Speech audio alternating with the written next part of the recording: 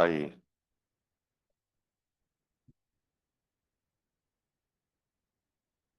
Bom dia, pessoal.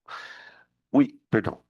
Gente, hoje a gente vai continuar. Então, ontem nós terminamos a parte de ligações, no finalzinho da nossa aula de química, e justamente para a gente estar pronto agora para entrar na parte de interações moleculares, tá? Essa parte ela é importante por três motivos. Primeiro, porque de uma certa maneira ela vai acabar exigindo da gente a gente lembrar várias coisas que foram vistas desde ligação iônica até aqui. Polaridade, geometria, são todos conceitos que a gente vai usar como ferramenta para poder entender. Segundo, porque de todos os assuntos que a gente viu até aqui, esse assunto é o que cai sempre. Você vai ver ali, em qualquer vestibular, você vai ter questões relacionando interação molecular com solubilidade, relacionando interação molecular com volatilidade, relacionando interação molecular com uma série de coisas do dia a dia. Então é um assunto que é muito comum, né? Só para citar um exemplo que me veio agora na cabeça, desse contexto dentro da aula de biologia, né? Por exemplo, quando a gente vai estudar a parte de componentes celulares, né? A gente fala de vitaminas, que as vitaminas são importantes porque elas vão se atuar como coenzimas, enfim. E lá no grupo das vitaminas, a gente tem as vitaminas que são hidrossolúveis e as que são lipossolúveis. E aí cada uma dessas vitaminas, as hidro e as lipossolúveis, elas vão se comportar de um jeito no nosso organismo. Então, a biologia usa, por exemplo, o conceito de hidrossolubilidade, lipossolubilidade, que vem de interação molecular, tá? Então, ele é um assunto que conecta muito várias coisas da física com a química, tá? Então, é um assunto que o vestibular adora. Então, qual que é a nossa ideia? É primeiro fazer um apanhado geral sobre as interações moleculares, como que elas surgem, por que que elas existem, falar um pouco do micro, né? E depois entender no que elas vão refletir, né? O que tem a ver interação molecular com solubilidade? O que tem a ver interação molecular com pressão de vapor? Então a gente vai fazer essas duas partes. A primeira é uma parte mais de conceito mesmo, do que é, para que serve, e depois como a gente relaciona com os outros assuntos, tá bom? Então, acho que para a gente, um bom começo seria a gente caracterizar essas interações. Como que elas são, né? Primeiro, acho que é legal da gente falar, gente, que é uma força. Isso aqui é uma força, tá? Então vamos colocar aqui, é uma força de natureza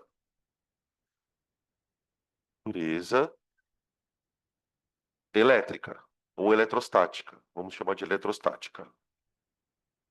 Eletrostática, tá? É diferente. Ela não é uma força gravitacional, entende o que eu estou querendo dizer? Ela é uma força que surge em decorrência de coisas positivas traindo coisas negativas. É basicamente isso. Quando a gente pensa em força eletrostática, pelo menos na física, né? A gente sabe que existem dois tipos de forças, as atrativas e as repulsivas. No caso da interação molecular é diferente. Só vai haver interação do tipo atrativa. Você não tem força intermolecular de repulsão, tá? Então, é uma força necessariamente atrativa.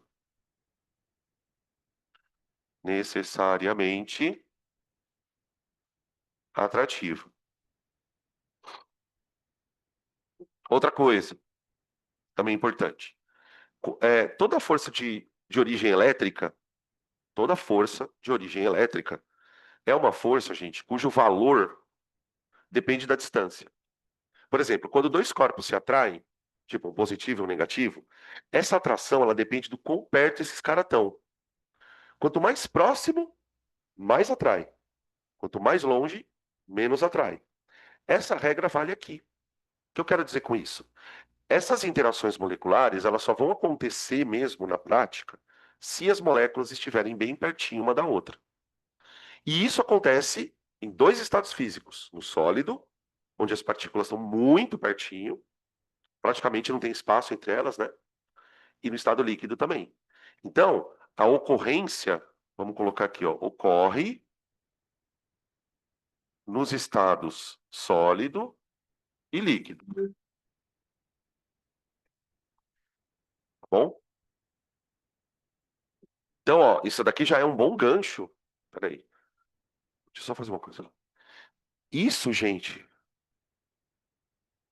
Peraí. O fato da gente saber disso já é um bom gancho para a gente discutir ponto de fusão e ebulição, né? Porque o que que acontece?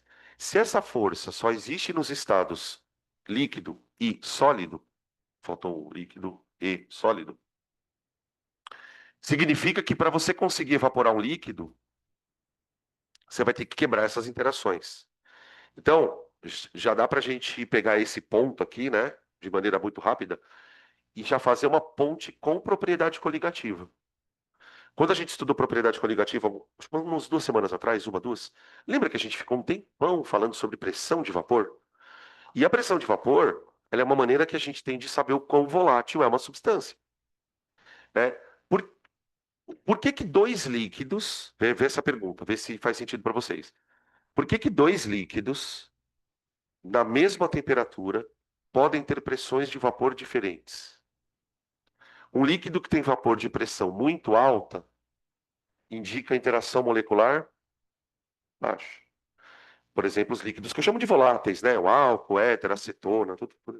Se eu pegar um líquido que nem a água, por exemplo, que a gente diz que não evapora, ela não evapora por quê? Porque existe ali uma interação que deve ser bem maior e essa interação deve dificultar a água de evaporar. Então, toda aquela aula de propriedades coligativas, ela está intimamente conectada nisso aqui, tá? Outra coisa que eu precisava contar, ocorre nos Estados... é, como é que eu posso escrever isso? Porque assim, essa força ela é atrativa, mas ela pode ser mais ou menos intensa. Vide ponte de hidrogênio, enfim. O que que vai determinar o quanto a força é mais intensa, menos intensa? Essa aqui é a chave principal do ponto, a polaridade. Porque veja, o que que vai atrair uma molécula com outra? Dipolos. Uma molécula tem polinho positivo, negativo. A outra molécula tem polinho positivo, negativo. Os polos se atraem. Essa atração depende dos polos. Então, essa força, ela varia conforme a intensidade, opa, a intensidade dos dipolos moleculares. Pronto,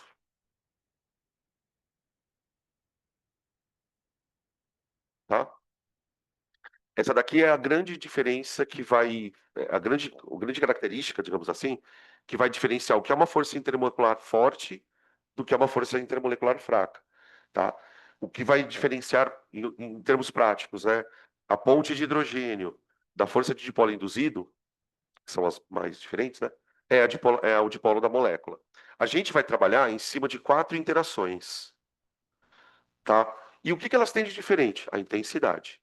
Basicamente é isso, tá? A gente vai falar de força entre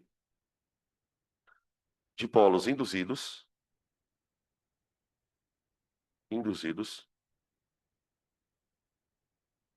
tá?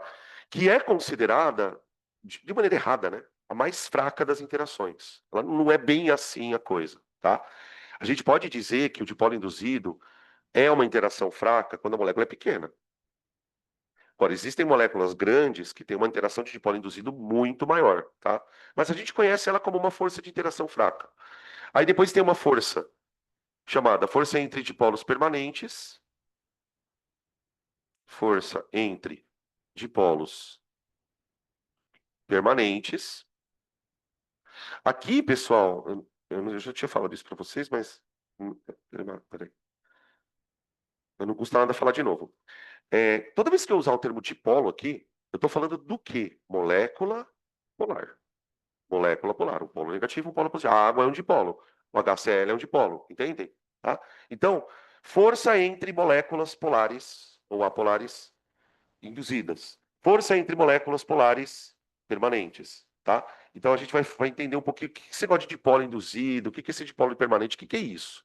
Depois tem uma terceira interação, que é a mais conhecida, que é a ligação de hidrogênio, ou ponte de hidrogênio, tá?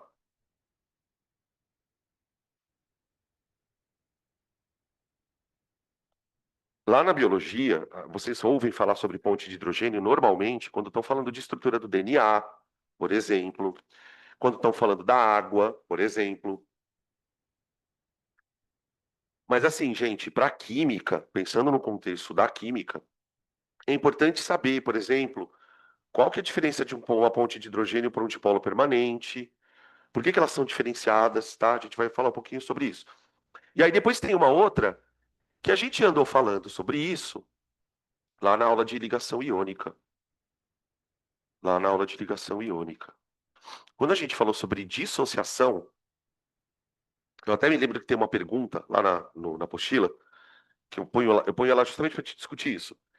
Como que pode um cátion e um ânion se separarem dentro da água? A pergunta era mais ou menos essa. E aí a gente entrou com aquela ideia de solvatação, tá? A interação íon-dipolo, ela é considerada uma interação molecular também.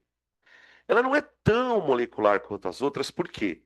Porque nas outras, né, nas três primeiras, a gente está falando de uma molécula interagindo com outra molécula. Quando eu falo em interação íon-dipolo, a gente está falando de uma molécula interagindo com um íon, tá? Essa é a única diferença. Mas são interações de atração, também vão afetar, né, haja vista toda a teoria de propriedade coligativa, né? O que é ebulioscopia? Ebulioscopia é o aumento do ponto de ebulição da água porque você jogou um composto nela. O que é crioscopia? É a diminuição do ponto de congelamento da água porque você colocou coisas lá dentro, tá? Então os íons eles vão interagir com as moléculas também, tá bom? Beleza? E aí o que a gente vai fazer agora? Vamos explicar uma por uma, tá? Eu coloquei aqui naquela ordem que a gente conhece como ordem de intensidade, tá? Desde as mais intensas, que são as duas últimas aqui, até as mais fraquinhas, tá? O que é fundamental que você guarde de tudo isso que eu falei até agora? Varia quanto à intensidade dos dipolos. O que eu estou querendo dizer com essa frase, gente? Que o que vai determinar se uma força é polar ou forte ou fraca, se uma interação é forte ou fraca, é o quão polar é a molécula. Se a molécula é muito polar, ela vai atrair a outra com muita força. Se a molécula é mais ou menos polar, ela vai atrair com menos força. Por isso que eu disse para vocês há um tempo atrás que assim, olha, além de você saber o que torna uma molécula polar ou não, é tentar avaliar o quão polar é uma substância. Porque se você sabe que ela é muito ou pouco polar, isso também já te dá uma ideia de que tipo de interação ela é capaz de fazer, tá? Então eu vou começar com a força de dipolo induzido, porque ela é a mais difícil. Depois as outras ficam mais tranquilas, tá? Então, vamos lá. E tem a tal da força entre dipolos induzido. Essa força ela tem uns nomes diferentes, tá? Também. Dipolos induzidos. Essa força ela pode ser chamada de força de dispersão. Depois eu explico por quê. Ou forças de London, que foi o cara que descreveu essa força pela primeira vez, tá? Então, se você ouvir em algum exercício força de dispersão ou força de London, é sinônimo de força de dipolo induzida, tá? Uma boa estratégia para a gente entender o que diabo é isso é pensar primeiro na palavra dipolo, que a gente já falou, né? São moléculas que têm polos, mas a palavra induzida ela é importante. Diferentemente de um dipolo permanente, permanente significa tá lá, tá lá. O que seria induzir? Induzir seria, de alguma forma, provocar. Tipo assim, uma coisa não está acontecendo, mas eu quero que ela aconteça. Então eu vou induzir. Basicamente, esse é o termo que é correto. Se você já viu esse tipo de força, você talvez já deva ter ouvido o teu professor dizer assim: olha, essa força acontece em moléculas apolares. Apolares. E é verdade. E o que causa estranheza é, se a molécula é apolar, primeiro, como que ela pode atrair a outra? Já que ela é apolar? Não tem polo? Então é importante entender que moléculas apolares, de fato, elas não têm polos. Mas, se eu aproximar uma outra molécula dela, ocorre uma indução de dipolo. Indução de dipolo. Como que funciona esse processo? Deixa eu explicar para vocês de um jeito que não é químico, tá? Vem para cá que é só um rascunho. Imagina que você tem uma bolinha de alumínio. Aqui na bolinha de alumínio eu tenho átomos de alumínio, prótons, nêutrons e elétrons, tá? Beleza. Aí eu quero fazer o seguinte, eu vou pegar essa bolinha de alumínio e vou aproximar dela um corpo, um bastão, todo cheio de carga positiva. A gente vai fazer uma eletrização aqui no bastão e tirar elétron dele. Então esse cara está cheio de carga positiva. O que vocês acham que acontece na bolinha, pessoal, se eu aproximar o bastão dela, mas não encostar? Vocês acham que acontece alguma coisa? Dicas, eu estou perguntando aqui porque acontece. O que acontece nessa bolinha se eu aproximar o bastão sem encostar nela? Porque assim, aqui dentro da bolinha de alumínio, tem umas coisas que podem se movimentar aqui dentro, que são os elétrons. Certo? Elétron se movimenta. Se eu aproximar um bastão positivo aqui sem encostar, esse bastão positivo, mesmo dando a distância, ele vai atrair coisas negativas. Essas coisas negativas vão ser atraídas e vão começar a se concentrar nessa região aqui, ó. Nessa região. Essa região aqui, ela vai ficar com um monte de carga negativa sobrando. Professor, mas para onde vão as cargas positivas? Para vocês acham que vão as cargas positivas? Não!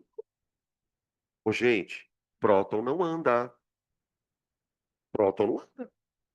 As cargas positivas, elas ficam paradas. São os núcleos dos átomos. Mas, veja, o fato das cargas positivas ficarem paradas na esfera não quer dizer que essa esfera não tem uma concentração maior de elétron de um lado. Esse lado aqui, ele vai ficar com todas as cargas positivas que ele já tinha, mais um monte de elétron que veio para cá. Essa região, ela vai ficar positiva. Mas ela vai ficar positiva, pessoal, muito importante isso. Não porque os prótons vieram para cá. Mas ela vai ficar positiva porque tem elétron faltando. Dá para entender isso? Isso aqui é um processo na física chamado polarização. Você polarizou o corpo. Por quê? Você, de alguma maneira, conseguiu concentrar mais elétron de um lado do que do outro. Isso é polarizar, tá? Só que tem um detalhe. Para eu fazer isso, eu precisei de um corpo aqui fora. Porque se eu afastar o corpo, o que acontece? Os elétrons voltam a se redistribuir normalmente e a bolinha volta ao estado seu original. Observa que em nenhum momento eu tirei uma coisa ou coloquei uma coisa na bolinha. Eu não estou eletrizando ela. Eu estou fazendo os elétrons irem para um lado e para o outro. Faz sentido isso para vocês? Isso eu chamo de polarizar. Se uma bola de alumínio faz isso, uma molécula também pode fazer. Então, como que surge o dipolo induzido? Então vamos escrever algumas coisinhas e aí eu faço o desenho, tá? A força de dipolo induzido ocorre quando moléculas apolares estão próximas, quando moléculas apolares, apolares próximas induzem a formação de dipolo nas vizinhas. A formação do dipolo nas vizinhanças. Ou vizinhas, tá? Tá? Por exemplo, vamos imaginar uma molécula, uma substância cujas moléculas não têm polos, tá? Eu vou pegar o gás hidrogênio. Nitrogênio, hidrogênio, oxigênio, cloro, são exemplos de moléculas que interagem dessa forma, tá? Imagina uma moléculazinha de hidrogênio. Deixa eu desenhar ela aqui. Aqui, gente, bom, peraí, deixa eu fazer o exemplo. Ó, imagina o seguinte, a molécula de hidrogênio é uma molécula bem simplesinha. Geometriazinha dela é linear, não tem átomo eletronegativo, não tem ninguém puxando elétron, uma moléculazinha bem pequenininha. Ok. Agora vamos imaginar essa substância no estado líquido. Só para você ter noção, tá, gente? Para a gente ter hidrogênio no estado líquido, a gente vai precisar de uma temperatura abaixo de 150 graus negativos. Tipo, a gente está falando aqui de temperaturas menos 160, menos 170 graus. Tá bom?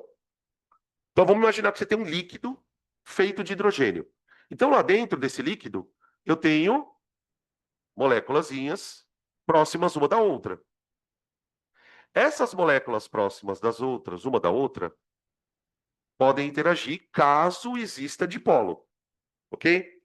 Como que surge então o dipolo? Imagina o seguinte: uma molécula tem um par de elétron aqui, ó, não tem?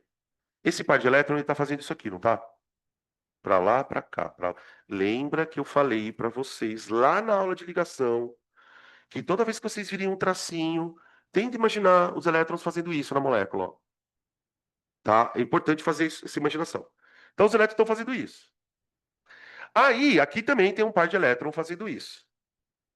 Se essas moléculas começarem a ficar muito próximas, o par de elétron de uma molécula aqui empurra o par de elétron da outra molécula para o outro lado. Conforme as moléculas vão se aproximando, a nuvem eletrônica de uma molécula começa a repelir a nuvem eletrônica da molécula vizinha. Então, eu vou escrever assim, ó. Repulsão das nuvens eletrônicas. Repulsão das nuvens eletrônicas. Ô, gente, não sei se fica claro que quando eu falo nuvem eletrônica, eu estou querendo dizer o seguinte: os elétrons compartilhados, tá? Esses elétrons compartilhados que ficam girando em torno da molécula, eles conseguem interferir um no outro quando eles estão muito próximos. Aí o que que acontece? Vamos imaginar que o par de elétron dessa molécula aqui, ó, comece a empurrar o par de elétron da outra para o outro lado. Então essa molécula, ela se polariza. Olha o que acontece com ela, ó. A molécula que era uma molécula apolar, ela fica momentaneamente polarizada. Ó. Aqui eu tentei desenhar esse hidrogêniozinho um pouco maior, tá vendo aqui, ó? Para dizer, os elétrons foram meio que empurrados para cá. E aí surge aqui um polo negativo e um polo positivo, tá? Uma vez que esse dipolo surge em uma molécula, fudeu. Fudeu no bom sentido. Todo mundo que está do lado dela começa a se polarizar junto por causa dela. Por exemplo, imagina o seguinte: essa molécula acabou de ser polarizada, não acabou? O que vocês acham que essa molécula vai fazer com a outra que está do lado dela? Vai polarizar. Por quê? Porque agora apareceu um polo positivo aqui, não apareceu? Esse polo positivo, ele vai fazer o que com a nuvem eletrônica da outra molécula? Puxar. Você tem um efeito em cascata. Eu me polarizo porque alguém se aproximou. Eu me polarizando, o meu vizinho se polariza.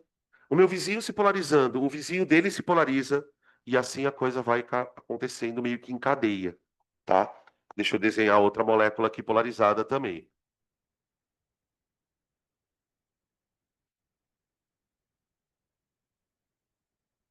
Pronto. Ó. Ui. Menos e mais. Ó.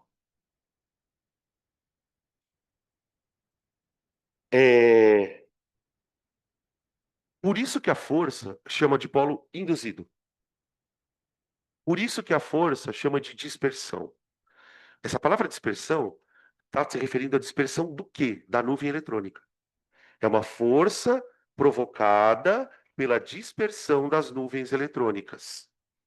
Tá? Vamos escrever isso aqui. É uma força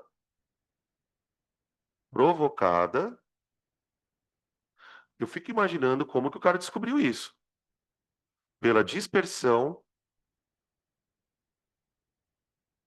Professor, essa merda aí não existe. Aham. É tão estranho que realmente parece meio irreal isso. Mas eu posso provar que essa força existe com uma coisa muito simples, gente. Se essa força não existisse, por mais bizarra que ela seja, nada apolar seria líquido. Para pensar no que eu acabei de falar. Se a força de dipolo induzido não existisse, tudo que fosse apolar seria gás. E não daria para você liquefazer nunca. Se o negócio não tem interação molecular. Agora, eu posso dizer que essa força é fraca. Essa força é fraca. Sabe como é que eu posso dizer isso para vocês? Categoricamente? A maioria das moléculas que a possuem são gases na temperatura ambiente. Pensa num gás aí. É dipolo induzido. Ah, professor, eu pensei no metano. É dipolo induzido. Eu pensei no propano, que é usado para gás de cozinha. Dipolo induzido. Entende o que eu estou querendo dizer? A força de dipolo induzido ela é uma força muito frágil. Porque, gente, vocês acham que isso aqui dura quanto tempo, velho? As moléculas não estão paradinha, bonitinha. Então, por exemplo, quando eu imagino essa força na minha cabeça, qual que foi a imagem mental que eu criei? Eu imagino várias moléculas e algumas estão se atraindo, outras estão se despolarizando. Porque esse dipolo aqui, gente, ele só vai ser mantido enquanto essas moléculas ficarem próximas uma da outra. Só que mesmo no estado líquido, as moléculas têm movimento. Então, isso aqui é como se eu tivesse pego uma foto num instante em que as duas moléculas estão perto. Mas um segundo depois, isso aqui pode desmanchar. Esse dipolo desaparece. Então, o dipolo aparece e desaparece. A molécula vai se aproximando, o dipolo surge. Depois ele desaparece. Então, é um dipolo muito frágil. Por isso que a gente tem como é que eu posso dizer? A gente tem uma mania, vamos dizer assim, de associar essa força a coisas, a interações fracas. Tá? Beleza? Então, é uma interação de fato, para moléculas pequenas, é uma interação muito fraca, tá? Muito fraca em moléculas pequenas. Em moléculas apolares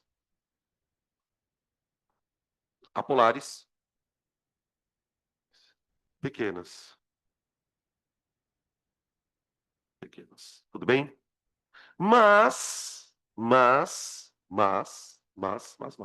Tem um porém nessa história. Em moléculas pequenas ela é fraca, em moléculas grandes não. Em algumas moléculas grandes, depois a gente vai fazer exemplos, tal. Essa força, pessoal, ela pode ser tanto ou mais forte do que uma ponte de hidrogênio. Basta que a molécula tenha um tamanho suficiente, tá? Por exemplo, existem componentes da gasolina, que a gasolina, vocês sabem, é derivada do petróleo, né? E a gasolina é basicamente uma sopa de hidrocarboneto. Tem tudo quanto é hidrocarboneto ali. Ela é líquida. E as moléculas que compõem a gasolina são moléculas apolares. Tá? Então, mas você está querendo dizer que a gasolina tem ponto de ebulição mais alto? Eu estou querendo dizer isso. Mesmo tendo dipolo induzido. Então, ó, uma coisa muito importante da gente colocar aqui é atenção. E aí vão vir alguns exemplos, tá? Atenção.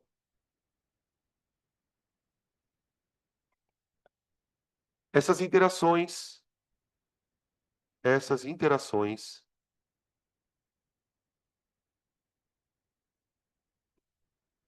variam significativamente com o tamanho da molécula.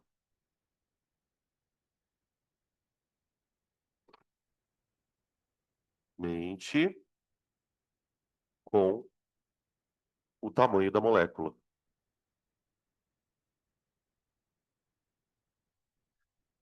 Eu gostaria de dar dois exemplos aqui que são bons, tá? Um deles, inclusive, já foi exercício do Enem umas 3 vezes. Volta e meia eles põem esse exemplo. O melhor exemplo para a gente citar, para ilustrar esse comportamento, é sobre o petróleo.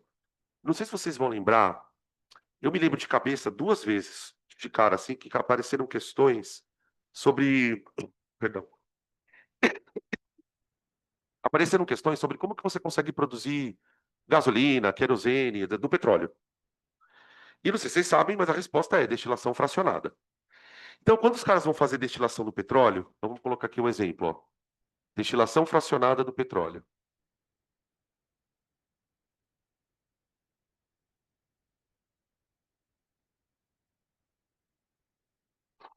Do petróleo.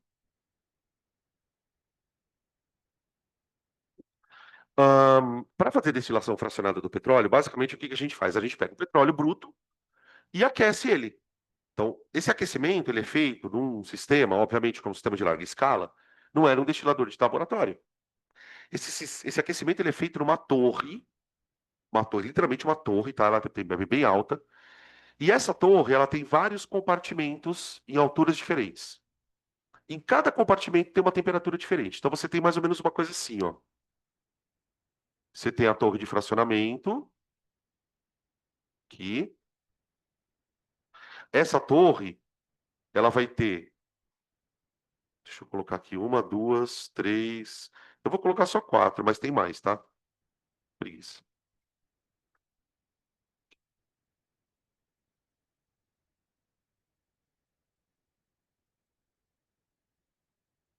Pra cantar assim nem precisa. Hum. Ah, é porque ele tá preocupado.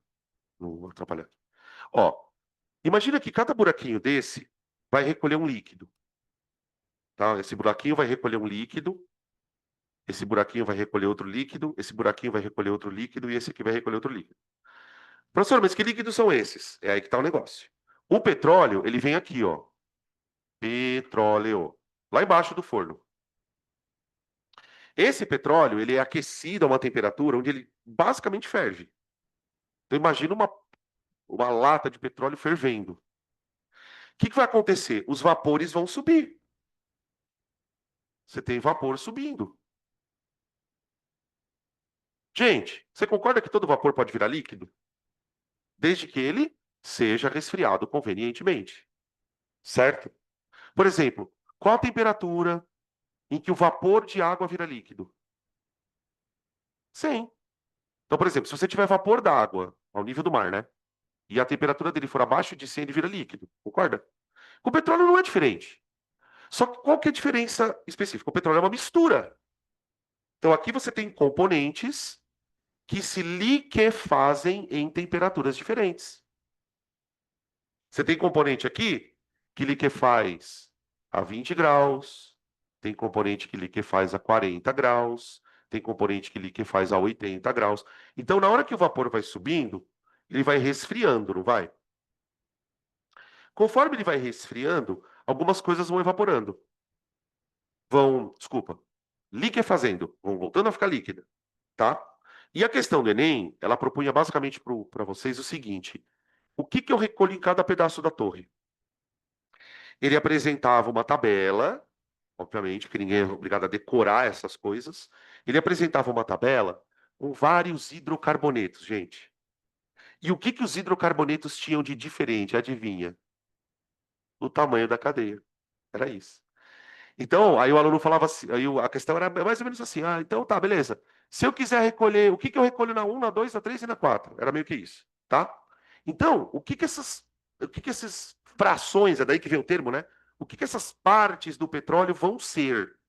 Misturas também, só que de hidrocarbonetos específicos. Então, aqui nessa primeira coluna, nessa primeira parte, a gente recolhe o que é chamado de fração leve do petróleo. Fração leve. Nessa fração leve, pessoal, o que que eu encontro? Hidrocarbonetos de massa molecular pequenininha. Hidrocarbonetos de até 3, 4 carbonos. Então aqui a gente encontra o metano, o propano e o butano, são os mais famosos, tá? Esses compostos, gente, eles são tão voláteis que mesmo sendo recolhidos aqui, ó, eles não vêm na fase líquida, eles não liquefazem.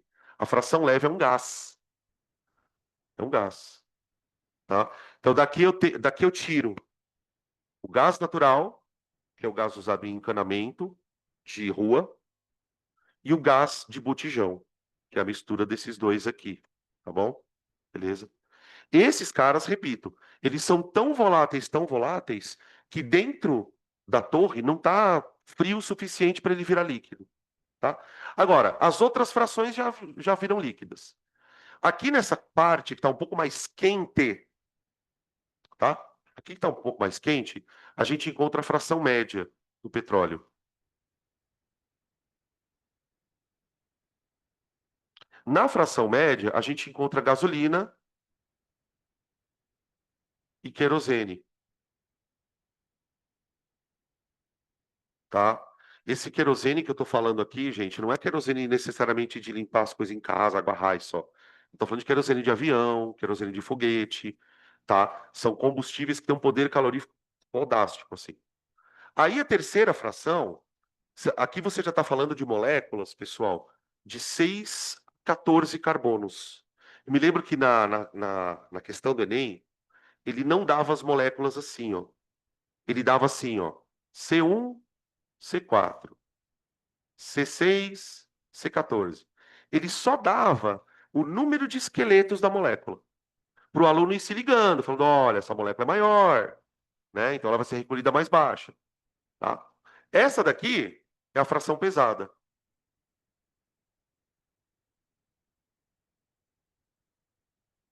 Na fração pesada, eu tenho os óleos lubrificantes, óleos em geral, tá? Inclusive o óleo diesel. Já são as substâncias mais viscosas, tá? Você vai vendo que até o aspecto vai mudando, né? Tipo assim, aqui você tira gás, aqui você tira um líquido, aqui você já tira uma gororoba, né? O óleo ele é uma coisa mais viscosa, tá? E aí, gente, os caras arrancam tudo do petróleo, até o bagaço. Ah, se você tirar a fração leve, a fração pesada, ela vai de C15 até, os caralho aí, C20 e pouco, tá? E aí você tem a fração residual. Residual. O que que a gente chama de residual? Não é porque é resíduo que não dá para usar. Mas aqui eu estou falando de parafina, vaselina, ah, piche, que é usado para asfalto. Todas essas porcariadas estão aqui, tá? É uma fração quase sólida. É uma fração quase sólida, tá bom? Ou seja, olha onde eu estou querendo chegar com isso. Todas as moléculas que tem aqui dentro são apolares. Todas as moléculas interagem por dipolo induzido, mas nem todos os dipolos induzidos são fracos, a ponto de ter substância que nem evapora. Se no petróleo tudo fosse volátil, não teria tudo deveria evaporar e pronto. E aí a gente está vendo que isso não acontece, tá? Então, a resposta da questão do Enem propunha era mais ou menos isso, era você associar o tamanho da cadeia com aonde ela vai ser recolhida por conta da temperatura, tá? Beleza?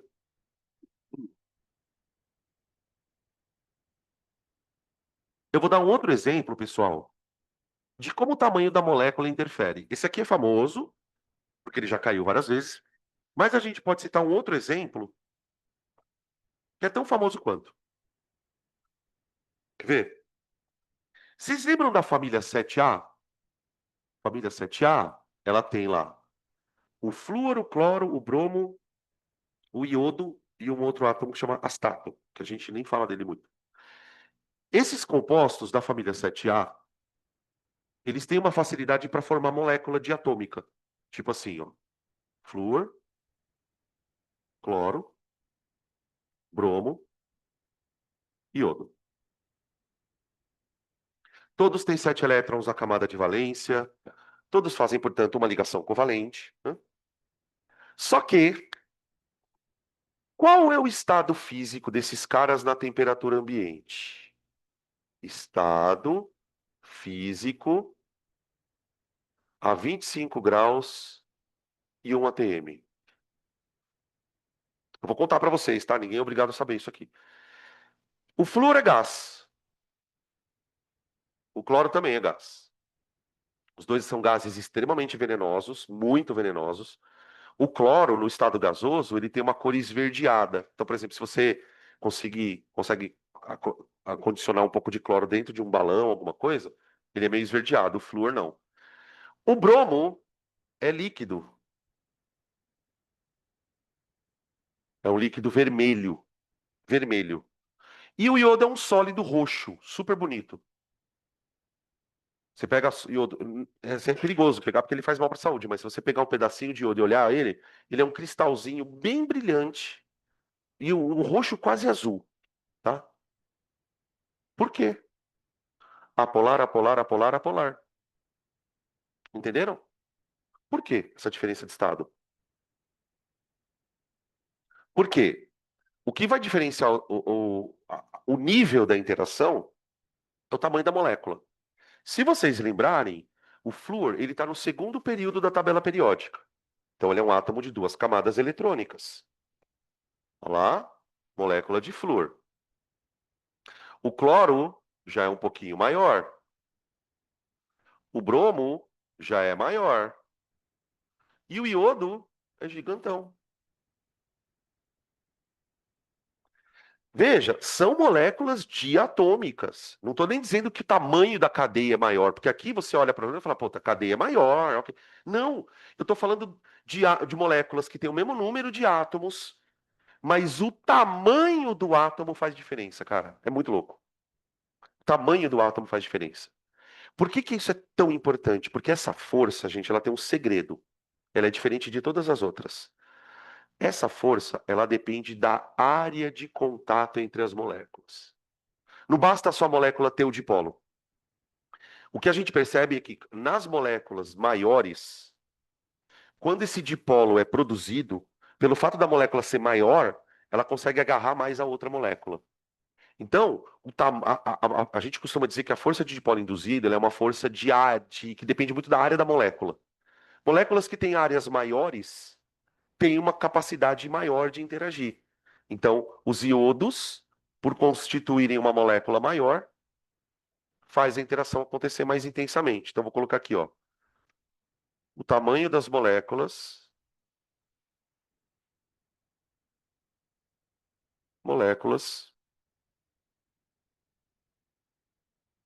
altera a intensidade do dipolo induzido. Altera a intensidade do dipolo induzido.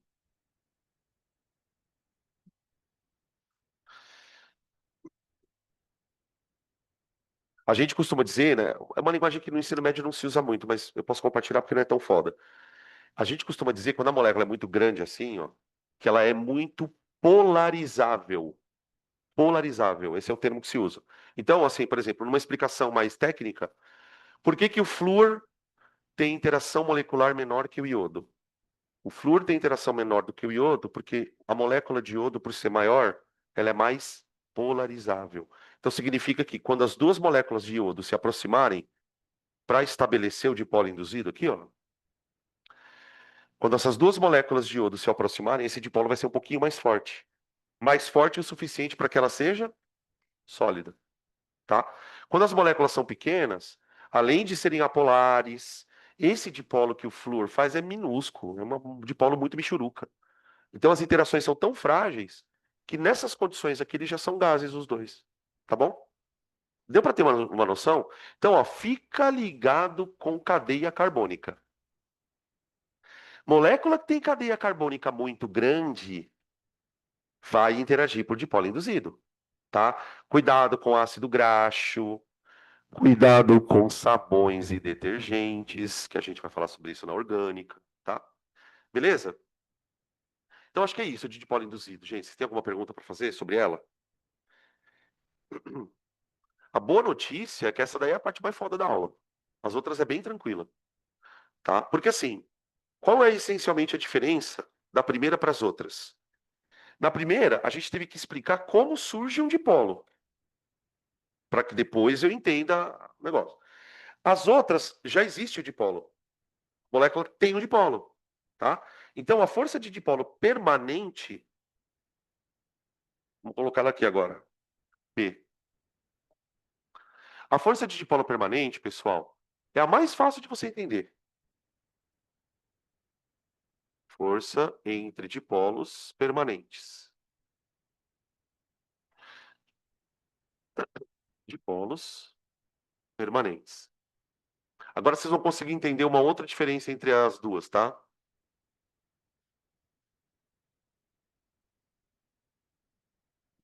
Como que a gente poderia definir ela?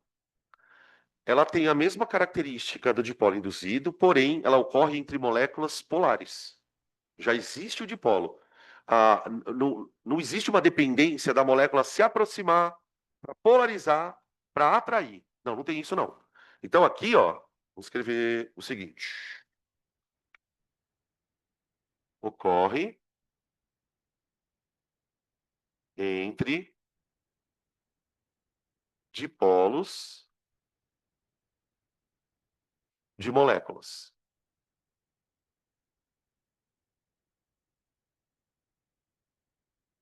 Isso muda muita coisa quando você olha para a força de dipolo permanente e compara com o induzido. Por quê? Pelo que eu comentei aqui, ó, tanto no caso do petróleo como no caso da família 7A, pessoal, essa força depende muito do tamanho da molécula, a dipolo induzido, né? A molécula precisa ela precisa ter um tamanho grande para conseguir interagir bem. O dipolo permanente não. O dipolo permanente, ela vai é um dipolo atraindo o outro, um dipolo atraindo o outro. Simples assim. Por exemplo, troca o H2 por HCl.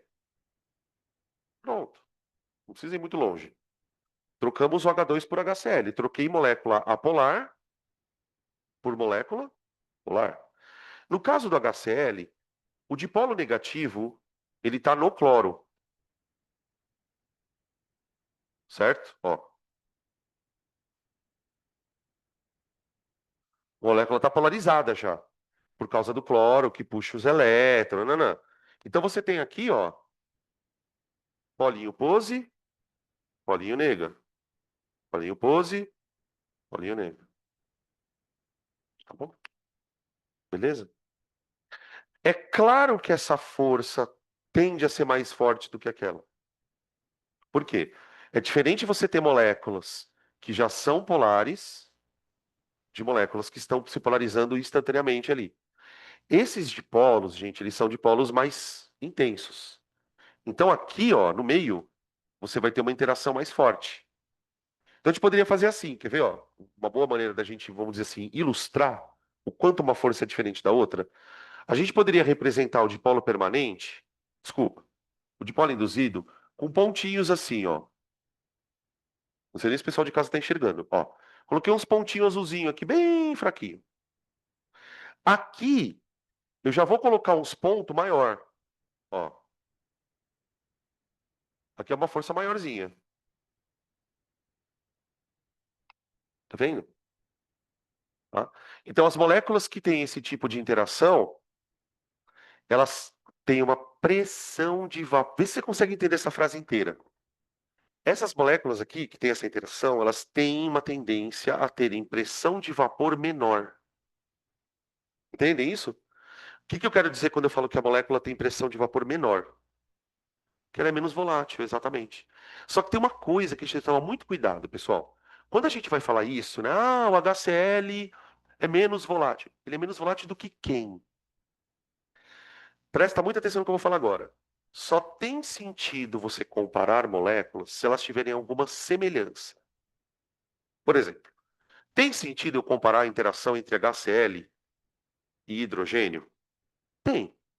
São moléculas de dois átomos, são moléculas que têm a mesma geometria. Agora, não tem sentido eu tentar comparar, por exemplo, a força de dipolo permanente do HCl com uma força de dipolo induzido aqui. Porque aí eu estou comparando moléculas muito distintas. Eu estou dizendo isso, pessoal, por quê? Porque tem uma coisa que os exercícios gostam de fazer dentro desse contexto, que é comparar situações. Então eles vão, por exemplo, os caras vão te dar um álcool e um hidrocarboneto, só que de mesmo tamanho. Os caras vão te dar uma molécula de dois átomos polar e uma de dois átomos apolar. Entende? As comparações elas têm que ser feitas dentro de certos limites. Para eu comparar o comportamento de uma molécula com a outra, eu preciso que elas tenham estruturas parecidas. Aí eu consigo perceber a diferença das interações. Por exemplo, de onde veio a ideia de que o dipolo permanente é mais forte do que o induzido? Dessa comparação. Quando eu pego uma molécula pequena, polar, e uma pequena, apolar. Tá? Outra coisa, essas forças não são forças que dependem do tamanho da molécula, diferente do dipolo induzido. Por que que elas não dependem do tamanho da molécula? Porque elas são forças de localidade. São forças localizadas. Vou explicar melhor isso. Calma aí que eu já.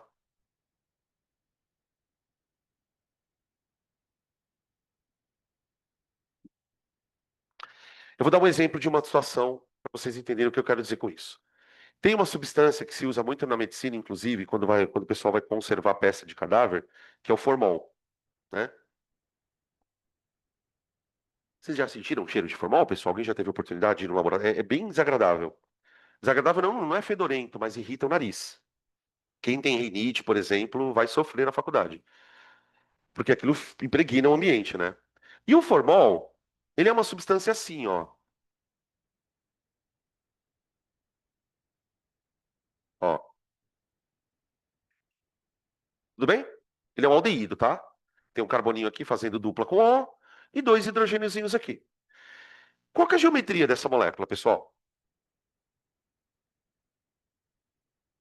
Três nuvens, hein?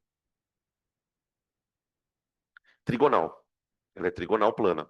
Tá? Uma nuvem, duas nuvens, três nuvens, trigonal plana. Ela tem um dipolo. Essa molécula tem um dipolo. Preste atenção no que eu estou falando. A molécula tem um dipolo. Entende como mudou? Aqui eu falava assim, a molécula é um dipolo, porque ela é muito pequena. Quando a molécula é maiorzinha, nesse caso ela nem é tão grande assim, o dipolo, muitas vezes ele não é a molécula inteira o dipolo. Por exemplo, aqui eu poderia dizer que aqui existe uma ligação bem polar, ó, entre o O e o C, certo? Essa ligação aqui, gente, HC, é uma ligação praticamente apolar. Praticamente apolar. Então, por mais que a gente queira dizer, por exemplo, que o carbono puxa elétron do hidrogênio, ele até puxa, mas coisa significativa.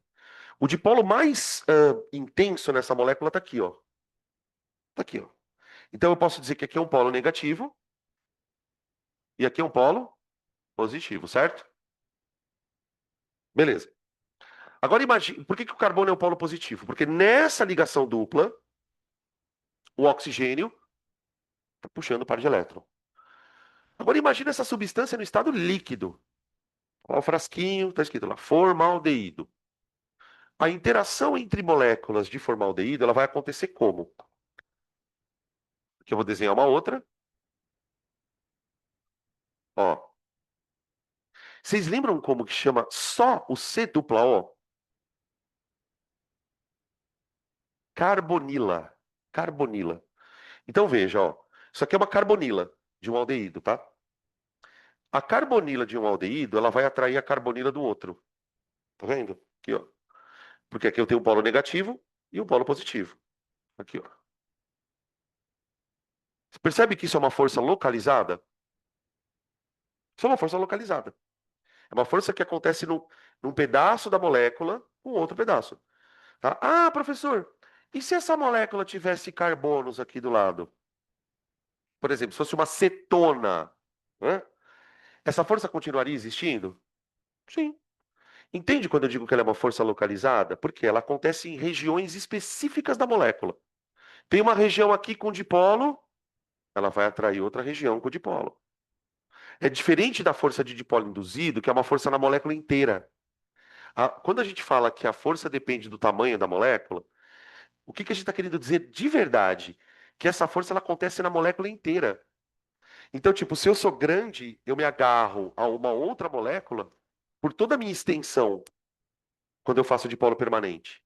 Desculpa, induzido. Aqui não. A força de dipolo permanente é uma força onde uma região na molécula atrai a outra. São regiões se atraindo, tá?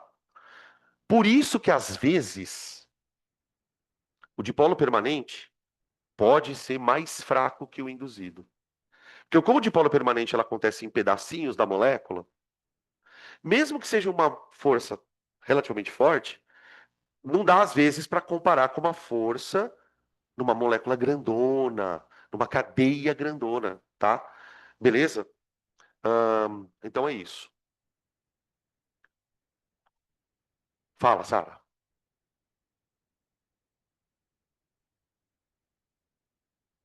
Puta, isso. Então, aí é que aí a gente entra num outro nível de situação. Por quê? Quando a gente estuda interações moleculares, a gente normalmente está estudando a interação molecular numa substância pura. O que que eu quero dizer com isso? É aldeído interagindo com aldeído. É cloro agindo com cloro. Entendeu o que eu estou falando? Às vezes pode acontecer, sim, de uma molécula polar atrair uma apolar. Só que daí a força ela se chama força de polo induzido de polo permanente. Porque, na verdade, esses nomes que a gente dá aqui, eles não estão muito certos.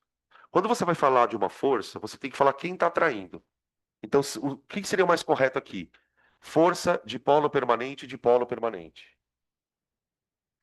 Força de polo induzido. Entendeu?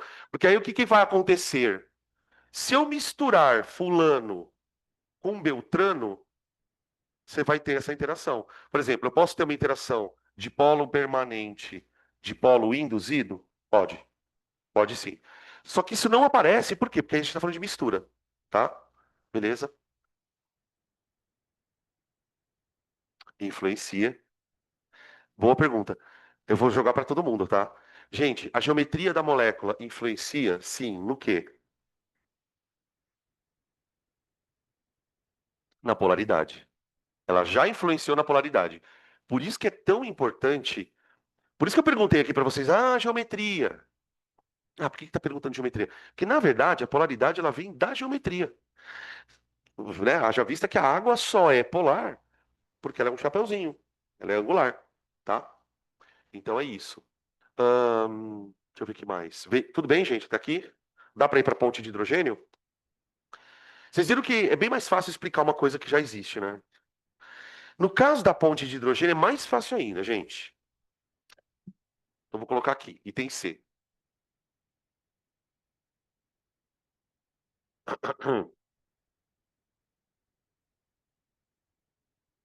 No caso da ligação ou ponte de hidrogênio, mas como a gente usa a ligação, né?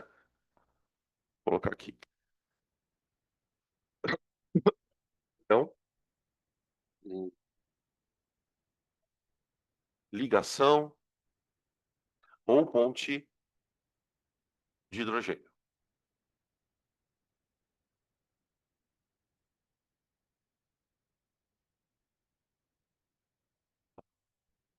Gente, a ligação de hidrogênio, ela não tem nada, nada, nada, nada de diferente do dipolo permanente, a não ser uma coisa: a intensidade da força. Os caras criaram essa. A ponte de hidrogênio ela foi criada. Quero dizer com isso. Até um certo momento da vida lá dos químicos, existia dois tipos de força: dipolo induzido, dipolo permanente. Acabou. Ou a coisa é polar ou a coisa é apolar e pronto. Só que algumas substâncias polares têm propriedades muito diferentes do que esse comportamento sugere. Eu vou dar um exemplo para vocês do que eu estou falando. Pega lá o HCl. HCl. HCl é uma molécula que tem dois átomos. O peso molecular dela é 36,5. Tudo bem? Se pegar a massa do cloro, pegar a massa do hidrogênio, soma as duas, 36,5. Ok? O aldeído é uma. Detalhe. E o HCl é um gás, tá? O HCl é um gás. O aldeído, esse aldeído aqui, vou pegar esse outro exemplo, ele tem uma massa molecular de 12 com 16 dá 28, 30. Ele é um líquido, mas bem volátil. Então veja, ó, eu tenho aqui substância gasosa com dipolo permanente, líquida com dipolo permanente. Agora, se eu pego a água, por exemplo,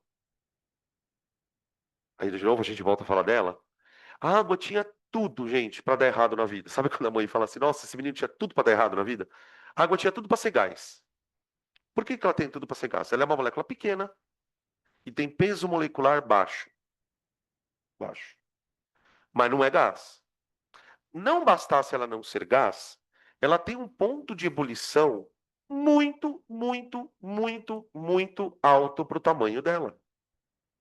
Não tem nenhuma molécula do tamanho da água, pessoal, e eu posso falar sem medo de errar, tá? Nenhuma molécula do tamanho da água que tem um ponto de ebulição tão alto quanto o dela.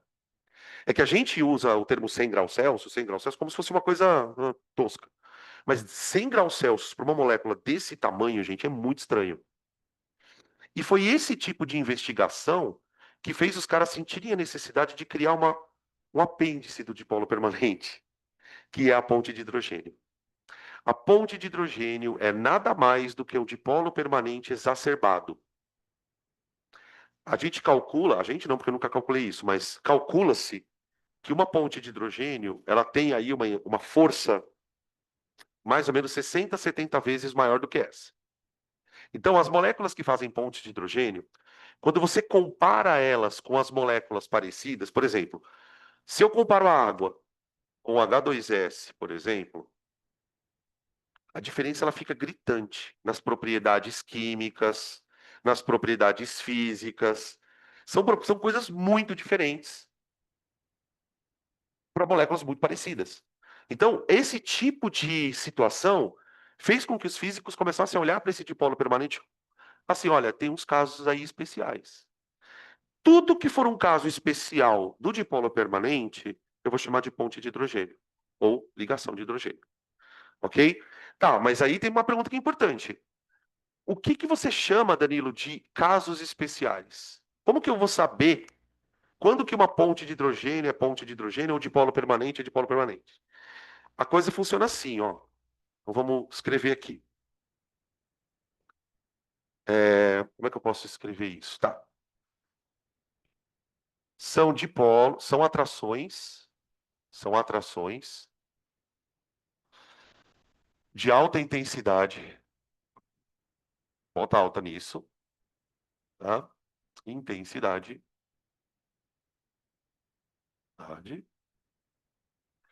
que ocorrem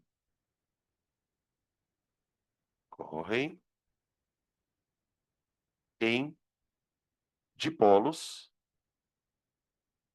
muito fortes. Só para não colocar intensos de novo. Tá aqui. Tudo vai depender, pessoal, de quem está atraindo quem. Tudo é atração de dipolo. É sempre um polo atraindo o outro, né? Só que quando o dipolo for muito, muito, muito, muito forte, essa interação se chamará ponte de hidrogênio, tá? Gente, o esquema, eu vou fazer aqui um esquema, tá? Mas não é nada de diferente do que a gente fez ali no outro canto da lousa.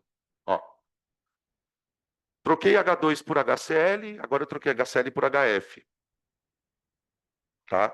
Tô pegando moléculas, ó, tá vendo? Tô pegando moléculas pequenas para poder entender a lógica, tá? Lembra que eu falei que o hidrogênio tem um ponto de ebulição de menos 150 e poucos graus? O HCl, ele tem um ponto de ebulição menos 40, menos 38. É um ponto de ebulição baixo, mas é mais alto do que o HCl, né? Então, ó, esse cara ferve a menos 150.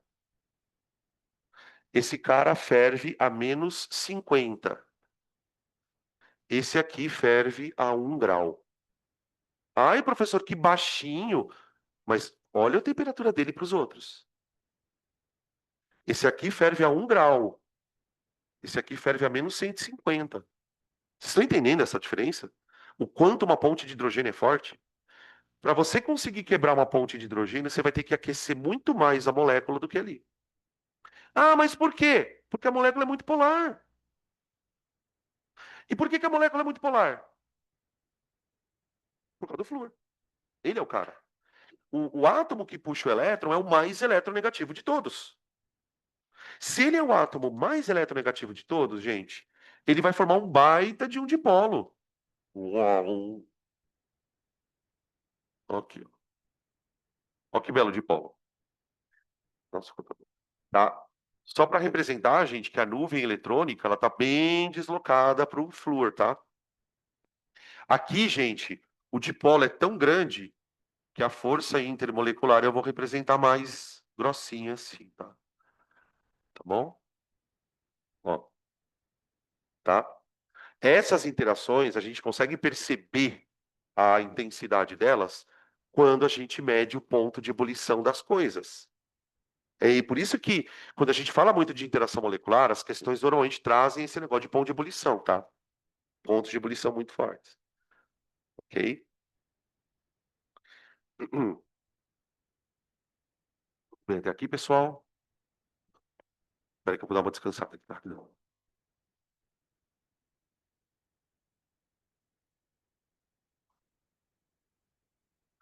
É,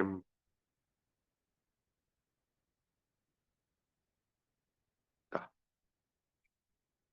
Gente, duas coisas aqui ainda. Bom, a coisa mais importante, né? Qual é o limite em que um dipolo permanente se torna ponte de hidrogênio, né? Quando que eu vou olhar para uma molécula e dizer assim, ah, você é polar, ou não, não, não, você é muito polar. É porque o que vai diferenciar as duas é basicamente isso, ó. Esse é o nosso limite. A partir de onde o dipolo é muito forte. Então, vamos para o nosso famoso macete.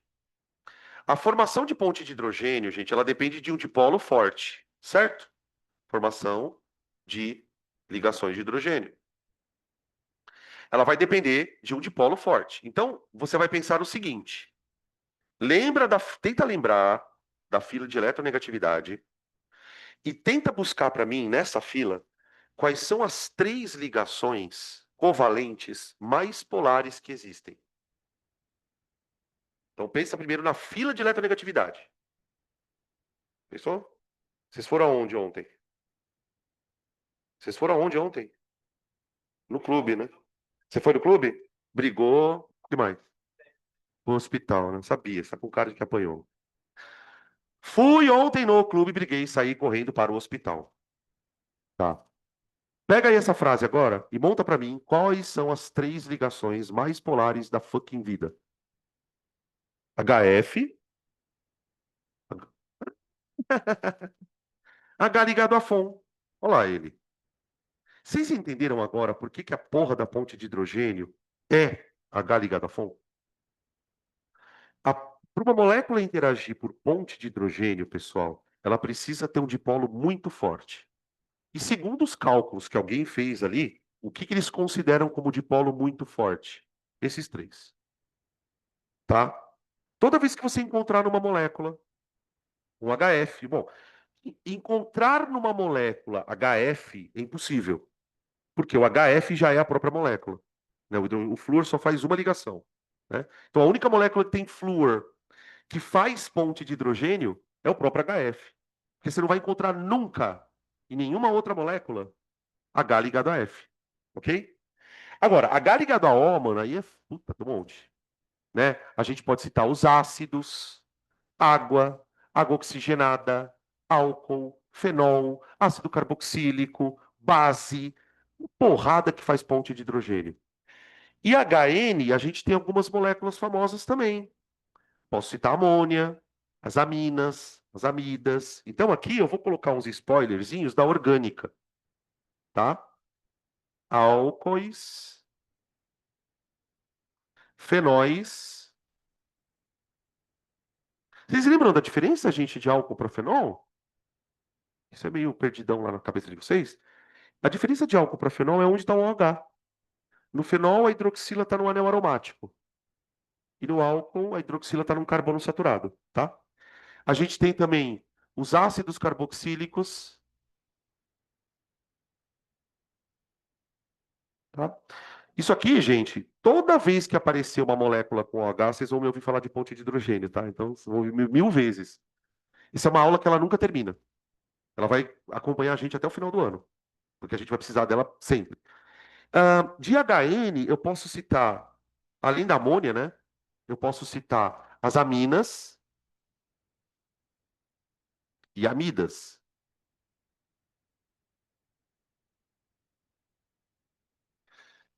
Bom, gente, olha quanta informação tem entre duas linhas. É que a gente precisa saber garimpar as informações também. Por exemplo, aqui o cara pode, por exemplo, criar uma questão de orgânica comparando pressão de vapor. Então, por exemplo, o cara te dá uma tabela onde ele mostra um álcool, ele te mostra um éter, ele te mostra um hidrocarboneto e começa a fazer as perguntas. Quer ver?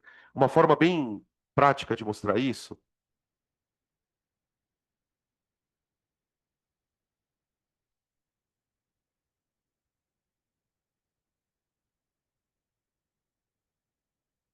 ó, tudo isso que eu falei, a gente pode resumir num gráfico.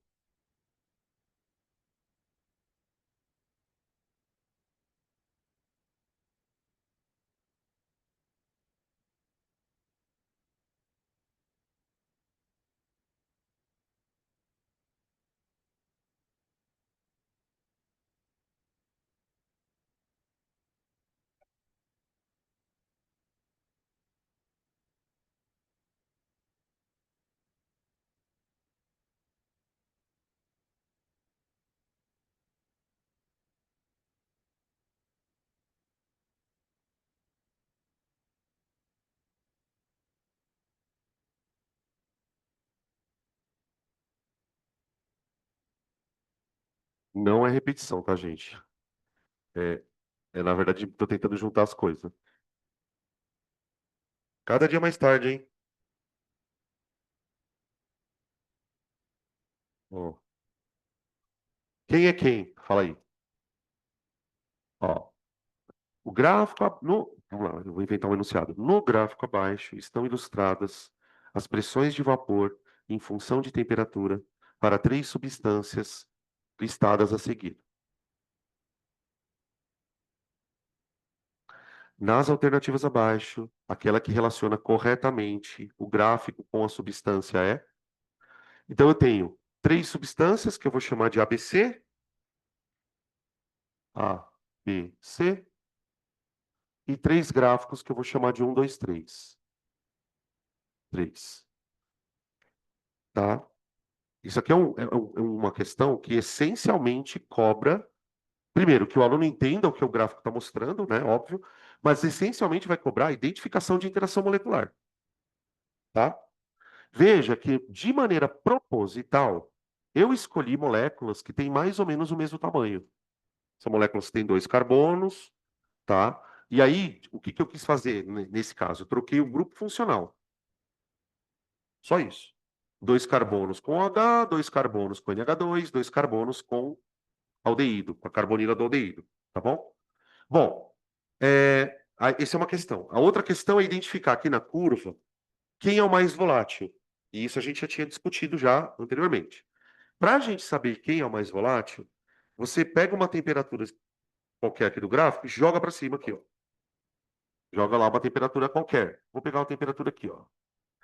Se você pegar uma mesma temperatura para os três líquidos, você vai perceber que o líquido que está representado pela curva 1, ele tem uma pressão de vapor maior do que os outros dois. Tudo bem? Então, ele, o número 1, é o mais volátil. Ele é o mais volátil.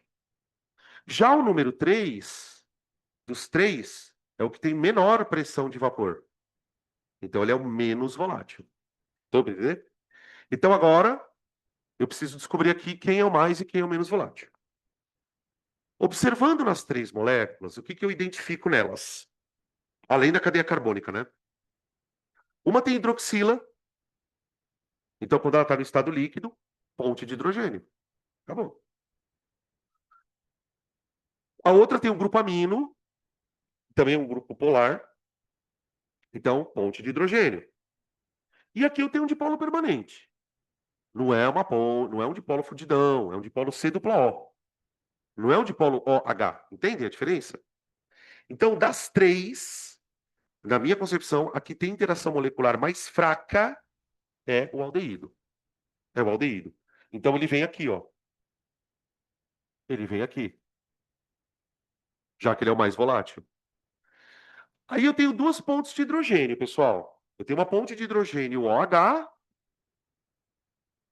e uma ponte de hidrogênio HN. Percebe como a coisa é mais complexa? Além de você identificar aqui, a gente precisa identificar qual delas é mais forte. Por isso que é importante entender o conceito do dipolo. Porque se você decora H ligado a FON e pronto, você vai olhar para isso e falar H ligado a FON, H ligado a FON, fudeu. Mas é importante você ter uma percepção de que esse dipolo é mais forte, por causa da diferença de eletronegatividade. Então, a ponte de hidrogênio deste álcool, ela de fato vai ser um pouquinho maior do que a ponte de hidrogênio da amina. Então, o álcool, ele vai ser o menos volátil e a amina vai estar aqui no meio. Deu para entender a complexidade da coisa, gente? É muito conceitinho e você não escreve quase nada. É você olhar, identificar o que eu posso classificar como polar a polar, tá? Fala, Sara. Perdão.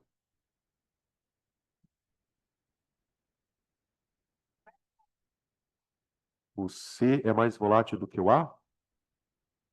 Desses dois? Então, é porque aqui você tem um dipolo. C dupla O. Ele é um dipolo permanente. Aqui você tem um dipolo do tipo ponte de hidrogênio. Então, quando uma molécula de álcool se aproximar da outra, no estado líquido, elas vão se atrair mais forte do que essa. Então, isso significa que ela vai ser menos volátil. Só por causa disso aqui, ó. Porque, tipo assim, o que que acontece? Quando uma molécula de álcool se aproxima da outra, ó, imagina que a molécula de álcool é isso aqui. Ela tem um grupo R, que seria a cadeia carbônica, e um grupo H. O dipolo, ele tá aqui, ó.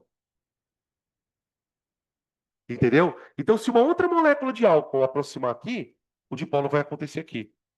No caso do aldeído, esse dipolo é um pouco mais fraco. É que nem o caso daquele aldeído ali, tá? Beleza? Sempre vai superar o dipolo permanente, sempre, tá? Oi. Aham.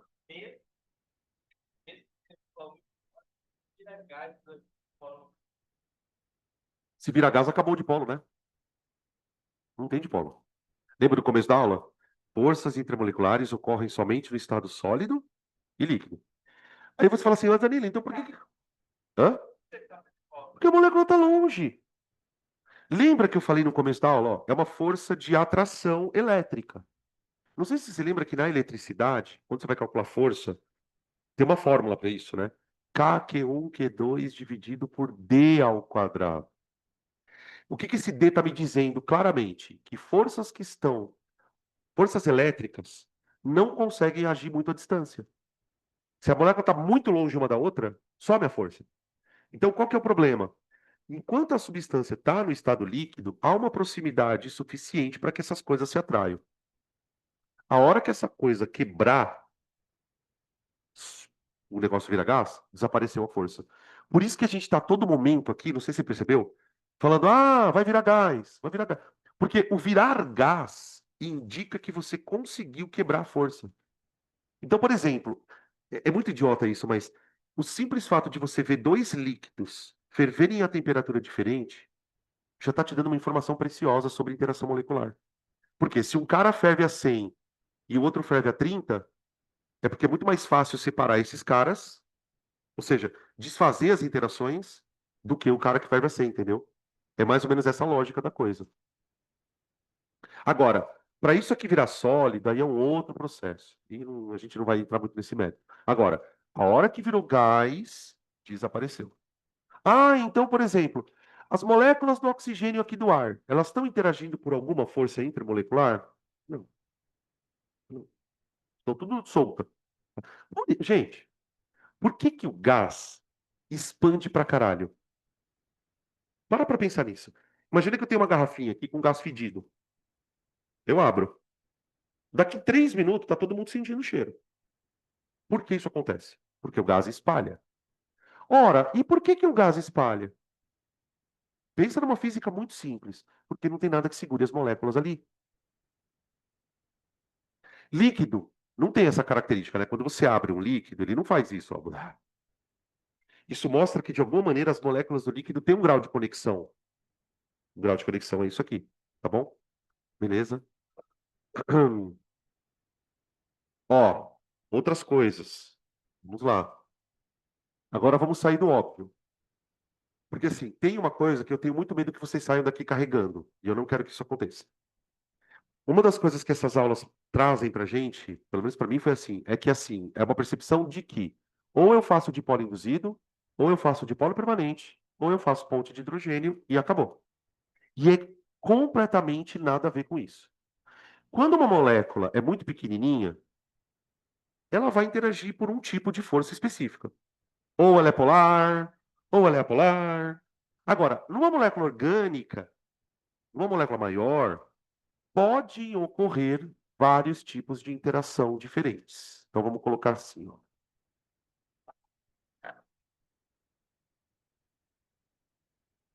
Uma molécula, duas interações. Isso aqui acontece pra caramba, tá?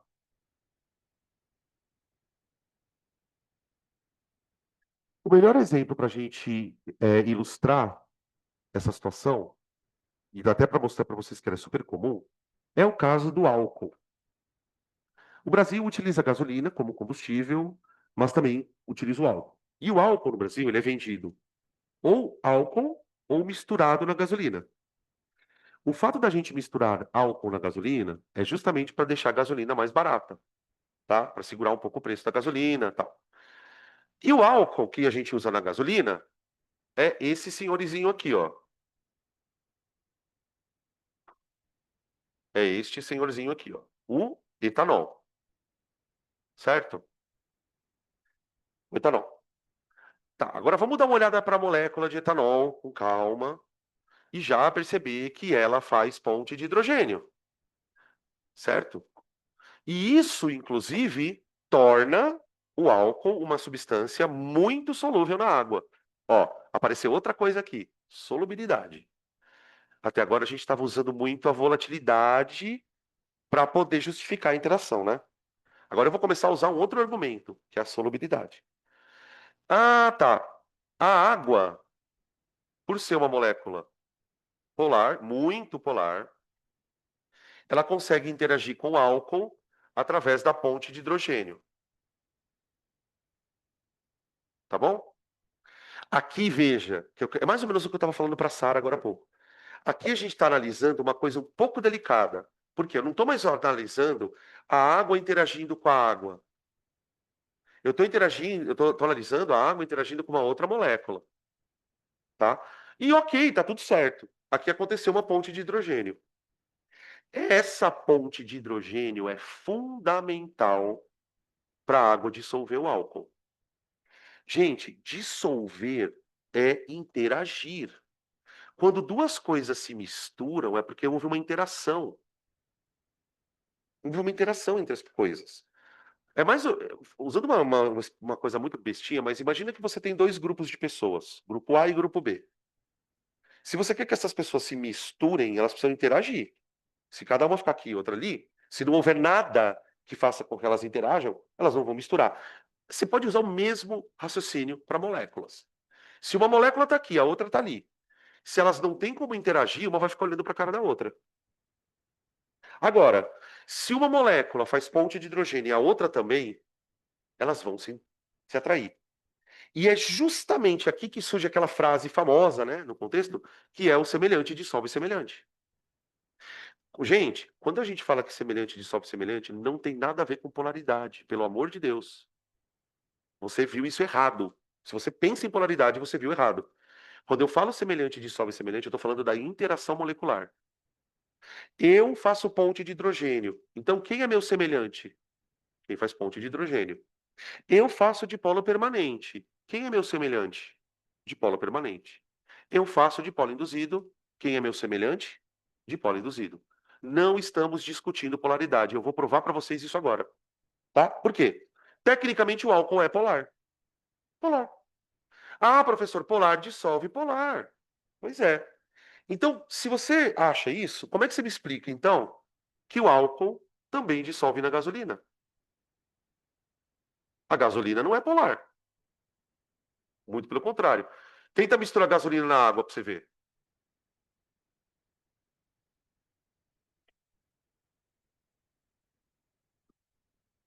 Gente, olha para a molécula de gasolina. Na verdade, Essa é uma das moléculas contidas na gasolina, tá? Olha para a molécula, ela é um hidrocarboneto. Hidrocarbonetos são moléculas apolares. Não tem nenhum átomo eletronegativo aqui, pessoal. Nenhum. Não precisa nem discutir geometria, tá? Molécula que tem carbono e hidrogênio, não tem nada que puxe elétron suficiente para você dizer assim, puta, tem um dipolo ali. Não. Então vê, o álcool, até hoje, né? Até hoje, o álcool dissolve na água porque ambos são polares. Apaga isso. O álcool dissolve na água porque existe uma interação de ponte de hidrogênio entre eles. Ponto. O álcool dissolve na gasolina? Sim. Não tão bem quanto o álcool, quanto na água. Isso é verdade. Ele dissolve melhor na água do que na gasolina. Mas ele dissolve bastante na gasolina. Tanto é que a concentração de álcool na gasolina está aproximadamente 27% no posto de gasolina. Ou seja, de cada 1 litro que você compra de gasolina, você está comprando 270 ml de álcool para baratear o preço. E esse álcool está misturado na gasolina.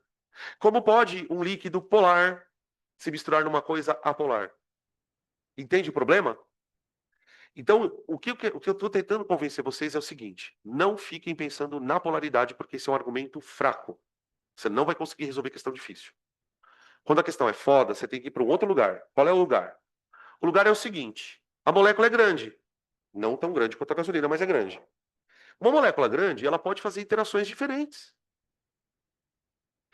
Essa molécula, ela tem uma região. Lembra que eu falei disso aqui, ó? Ela tem uma região que faz ponte de hidrogênio, como se fosse um gancho na molécula. Tá aqui. Esse gancho atrai a água. Beleza. Só que a molécula tem uma cadeia carbônica. E a cadeia carbônica é uma região apolar. A concentração de elétrons, ela está aqui, ó. Essa região, gente, ela não tem nada a ver com essa, do ponto de vista de dipolo. Então é como se a molécula, gente, ela tivesse dois encaixes. Ela consegue encaixar pela ponte de hidrogênio e ela consegue encaixar pelo dipolo permanente, pelo dipolo induzido. Então, quando você mistura o álcool na gasolina, a interação que ocorre está aqui, ó. Só que é uma força de dipolo induzido, enquanto que isso aqui é uma ligue de hidrogênio.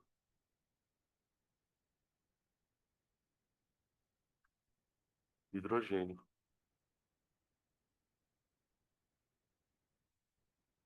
tá?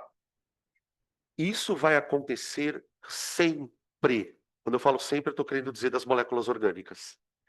Gente, não tem nenhuma, olha o que eu estou falando, não tem nenhuma molécula orgânica que não faça dipolo induzido. Nenhuma. Porque todas as moléculas orgânicas têm o quê? Cadeia carbônica. E a cadeia carbônica é uma região propícia para fazer dipolo induzido. Vou escrever isso. Cadeias carbônicas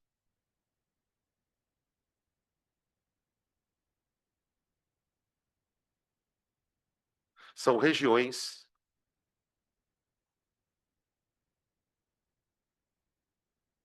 de baixa polaridade.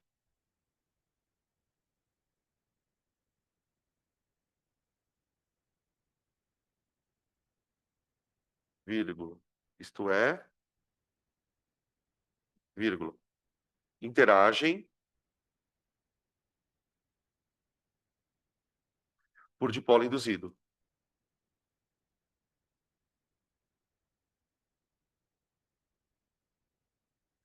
E aí, eu vou, inevitavelmente, eu vou voltar.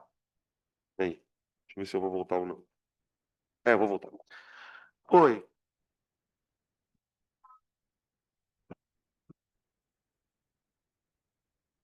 sim, a hidroxila.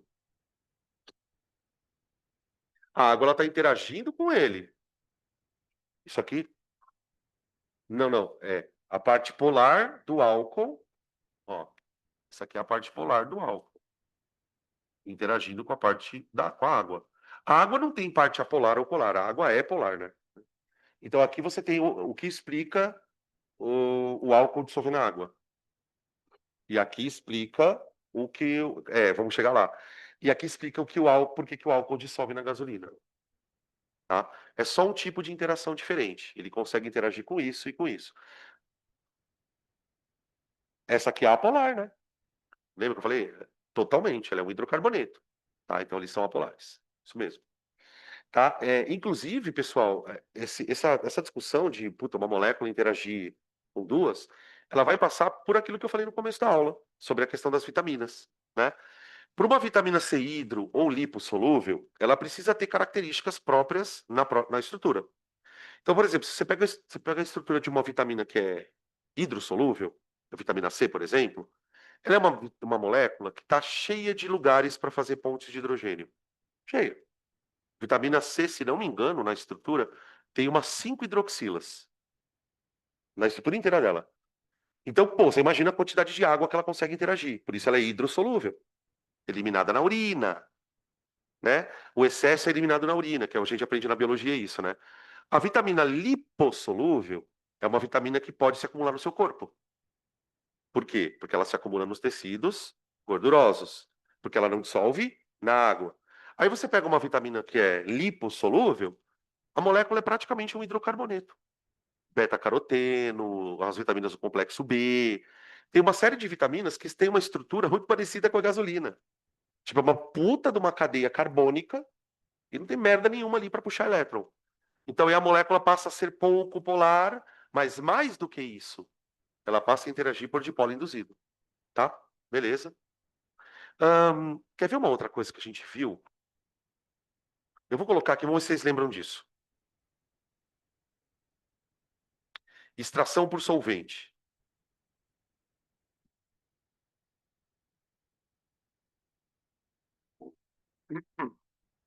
E que é extração por solvente, pessoal? É você usar uma substância que tem uma solubilidade muito grande com outra para literalmente tirá-la de lá de dentro, né? Um exemplo que já caiu no Enem uma vez é a seguinte: eu consigo determinar o teor de álcool na gasolina. Presta atenção no que eu vou falar. Imagina que você vai fazer um controle de qualidade num posto. Então você precisa saber se dentro da gasolina tem os tais 25, 27% de álcool, tá? Você tem várias maneiras para fazer isso. Uma maneira é fazer extração por solvente. Então eu vou fazer assim, ó, que era o que o Enem fazia. O Enem chegou com a situação assim, ó. O cara foi lá no posto de gasolina e ele vai fazer um teste de adulteração da gasolina, teste da gasolina, para ver se a gasolina está com mais álcool do que deveria. Porque normalmente, o que que o pessoal faz na gasolina, quando eles querem fraudar o combustível? Você mistura mais álcool, porque o álcool é mais barato. Então a gasolina ela perde um pouco do poder que ela tem que ter. Então o que que os caras fazem? Tem a legislação, a legislação acho que é no máximo 25%. Então você vai fazer um teste para ver. O que que você vai fazer? Você vai pegar um recipiente. Isso o Enem descrevia tudo, tá? Tudo isso aqui é descrito pelo Enem. Esse recipiente ele é chamado de bureta. É um recipiente para medir volume. E aí você vai colocar aqui 25 ml de combustível. Então, coloca aqui, ó, 25 ml de combustível. Tá? Aqui dentro, supostamente, eu tenho que ter 25% de etanol. E aí eu vou fazer o seguinte: junto com o combustível, eu vou colocar aqui 25 ml de água.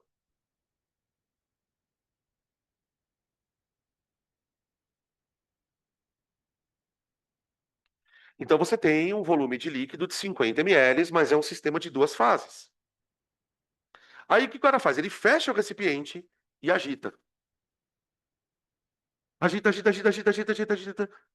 Aí põe ele no chão e deixa ele quietinho. O que vai acontecer a hora que eu agitar esta maldição? Bom, primeiro que a gasolina vai lá para cima, né? Porque ela é menos densa que a água. Então, tipo, vai ficar duas fases, a gasolina em cima e a água embaixo. Só que vai acontecer uma coisa muito curiosa. Por quê? Depois que você agita e deixa aquilo descansar um tempo, vocês já viram. Alguém já usou aqueles óleos de duas fases? É aquilo. Tipo, você vê lá o óleo separadinho em duas fases. Aí você vai, mistura, aplica tal, e deixa ele quietinho. Ele volta a formar as duas fases. Se você deixar o negócio quietinho aqui, vai acontecer o seguinte: você vai ter uma fase de gasolina, de combustível,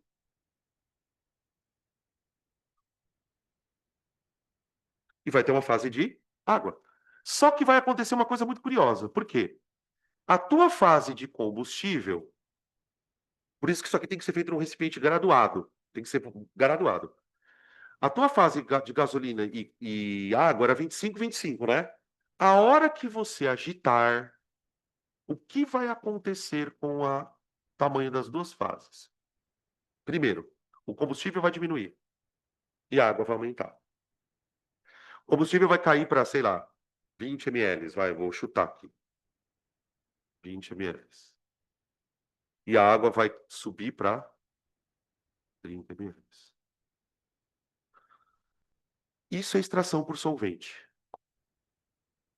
Então vamos com calma. Primeiro, por que isso aconteceu?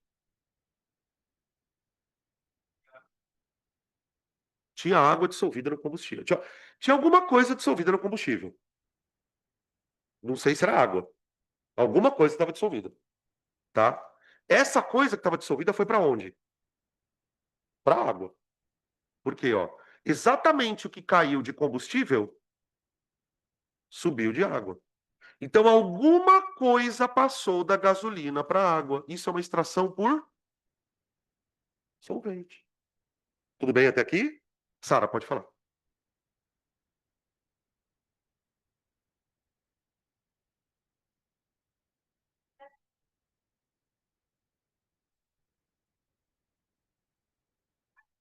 Então, vamos só tomar cuidado com uma coisa aqui. Toda vez que eu falar combustível, é gasolina e álcool. Isso.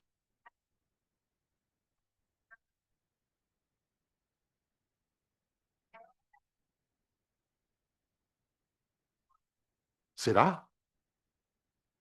Porque vamos pensar no que você está falando. Eu acho que não, sabe por quê? Se isso acontecesse, o álcool deveria continuar na gasolina. O que eu acho que está acontecendo aqui é o seguinte: a água veio, fez uma ponte de hidrogênio com álcool e arrastou o álcool para ela.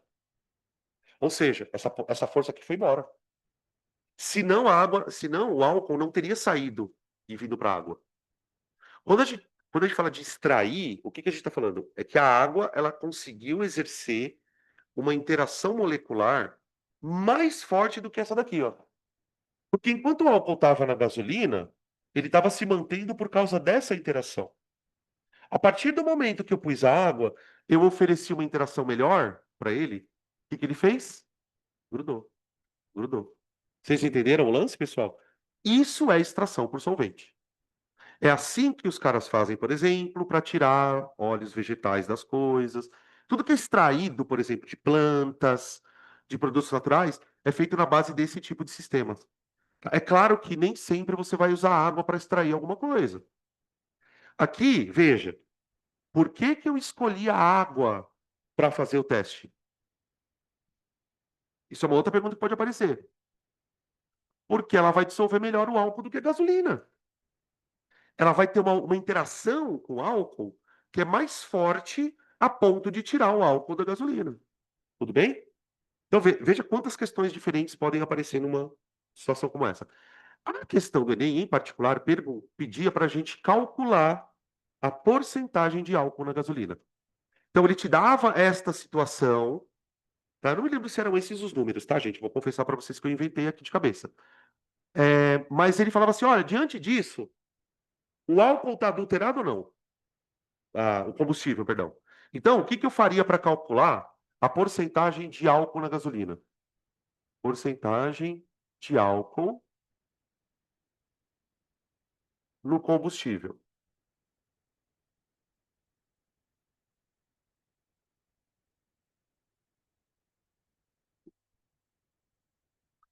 que a gente pode fazer aqui, pessoal?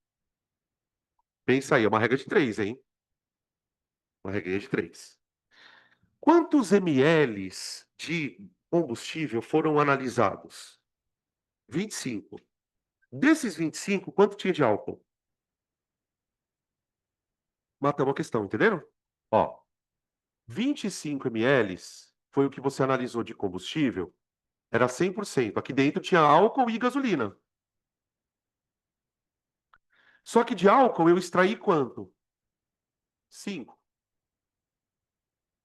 Isso aqui dá X. Deu para entender? Então isso aqui dá 20%.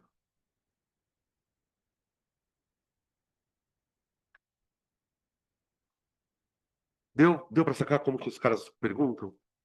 Então aqui, a pergunta do Enem em si, na verdade, não era nem focada muito na questão das pontes de hidrogênio. Era mais um procedimento de você entender isso aqui, tá? Agora, ele podia muito bem te perguntar por que que isso acontece. Aí uma outra pergunta, mais um pouquinho malandrinha. Vocês acham que essa técnica de extração por solvente, ela é boa? É ruim? É mais ou menos? Quando eu falo bom ou ruim, do que eu estou querendo dizer especificamente? O quanto ela é eficiente?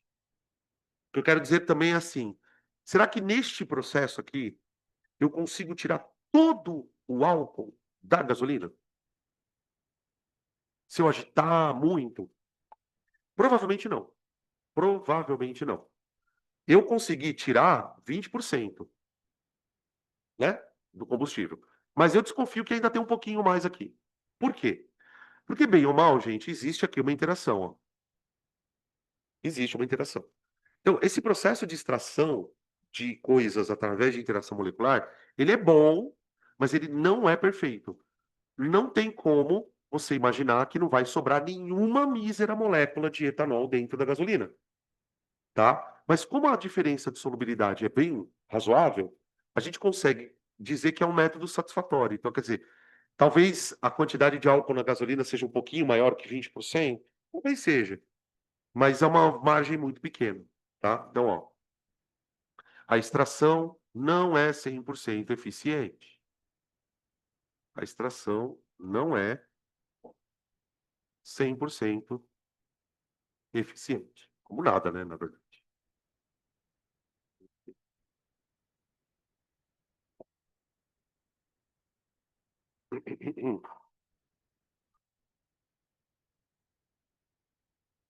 Tudo bem? Oi.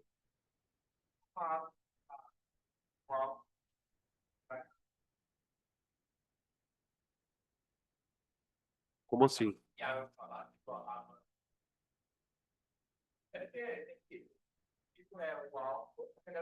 Isso, isso. O álcool tá ligado. Então, Matheus, toma cuidado com a palavra ligado. Essa palavra é perigosa. Em nenhum momento eu usei o termo ligado aqui. Isso não é uma ligação química. Se isso aqui fosse uma ligação química, a gente não quebrava nem fuder. É uma interação, uma atração. É mais fraco que uma ligação química. Por exemplo, isso aqui é uma ligação química. Isso aqui é uma interação molecular. Quando eu aqueço o sistema, o que que quebra primeiro? Isso aqui. Isso aqui é muito foda de quebrar. Não é uma coisa. Para quebrar isso aqui, aí a gente começa a entender algumas outras coisas. Quebrar uma ligação significa reagir. Quando que você quebra a ligação de uma molécula de gasolina? Quando você queima ela no motor. Quando você quebra a ligação de uma molécula do álcool? Quando você queima o álcool. Uma reação, entende? Aqui o que que a gente está querendo fazer? O álcool está ficando pertinho da gasolina. Vem a água e fala: Ô, vem cá, fica comigo. Deixa ela para lá. É só sobre isso, tá? Então, por isso que eu não gosto do termo ligação, ligação. O álcool, ele vai se interagir com quem ele for mais afim. Enquanto ele estava só com a gasolina ali, não tinha com quem interagir, ele ficava naquela porra. Agora, se você põe a água ali dentro, que é uma substância que oferece para ele uma interação mais forte, o que que ele faz? Ele desgruda da gasolina e gruda na água. Lembrando que esse grudar não é a mesma coisa que ligar quimicamente. Entendeu? Deu para entender mais ou menos o lance? Tá?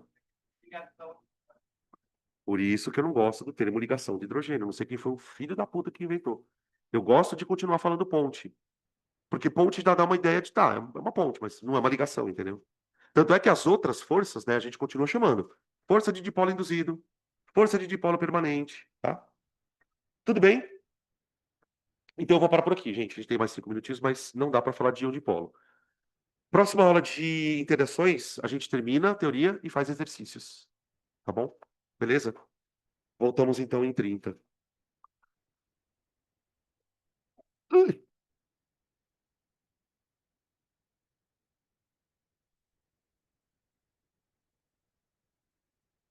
valeu, lindão. Obrigado. Oi. Mais ou menos, porque na verdade, peraí, deixa eu só desligar aqui, eu já te falo. Na verdade, o que que acontece no caso do mercúrio? Ele dissolve no ouro e forma uma mistura homogênea. Aí eu destilo. O ouro evapora. Desculpa. O mercúrio evapora e o ouro não. Então tem uma semelhança de solubilidade. Tem sim.